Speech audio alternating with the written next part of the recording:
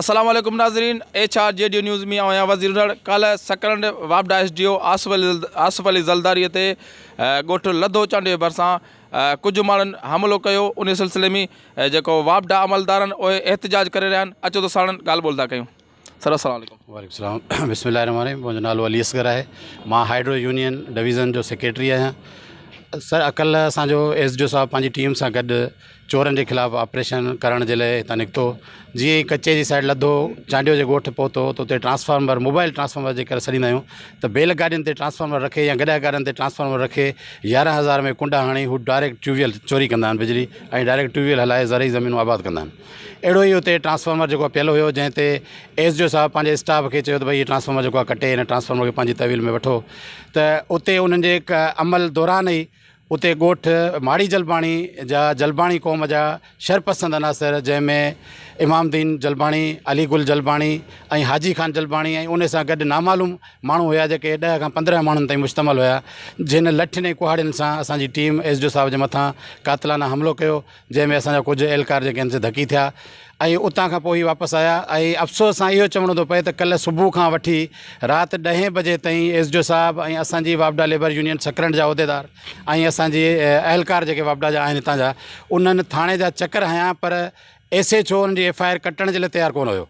ऐं उन खां पोइ असां यूनियन जे तरफ़ां उन्हनि ते प्रेशर ॾियारियोसीं ऐं HDO साहब पंहिंजे ऑफिसरनि खे चई पंहिंजे तरफ़ां उन्हनि ते प्रेशर ॾियारियो। मजबूरनि उन्हनि 10-11 बजे खां पोइ जेका आहे असां FIR दाख़िल कई आहे ऐं हिन महिल ताईं को बि उन्हनि मां को बि जवाबदार जेको आहे सो उन्हनि जी गिरफ़्तारी अमल में न आई आहे। असांजो अॼु पुरअमन एहतजाज जेको हुयो इन सिलसिले में हुयो त जेसीं ताईं हुननि खे गिरफ़्तार नथो कयो वञे असांजो इहो एहतजाज जारी ऐं सारी रहंदो। ऐं उन खां पोइ जॾहिं हू कल्ह हुननि हमिलो कयो, हमले करण खां पोइ हुननि ॼाणी वाणी उन फीडर खे पली फीडर जेको आहे उन्हनि ते संगरूं उछलाए उन फीडर खे बंदि कयो वियो आहे, जेका लाइट कल्ह खां वठी डिस्टर्ब आहे।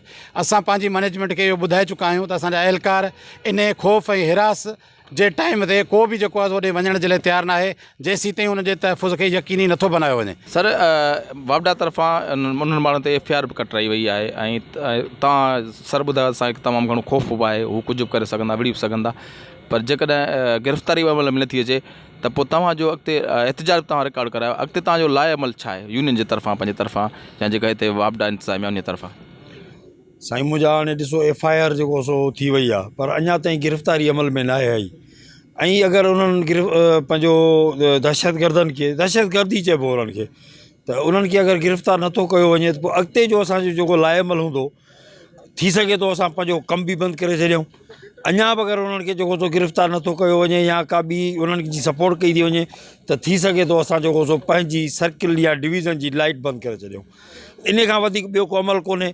फ़िलहालु असां इहो नथा करणु चाहियूं, असांजी आवाम सां का दुश्मनी कोन्हे, पर अगरि हुननि खे इन ॻाल्हि जी सज़ा न मिलंदी त ज़ाहिर आहे मजबूरन असां पंहिंजो इहो क़दम खणंदासीं। जेसि ताईं उन्हनि खे सज़ा नथी मिले, उन्हनि खे केफ़िरे किरदार ताईं नथो पहुचायो वञे, तेसि ताईं असां जेको सो पंहिंजी जेको एहतजाज आहे उहो जारी सारी रखंदासीं। अच्छा, हीअ जेको कल ऑपरेशन थियो आहे जंहिंजे करे हीअ झड़प थियो आहे त उते घणी चोरी आहे बिजली जी? बिस्मिल्लाहिर्रहमानिर्रहीम।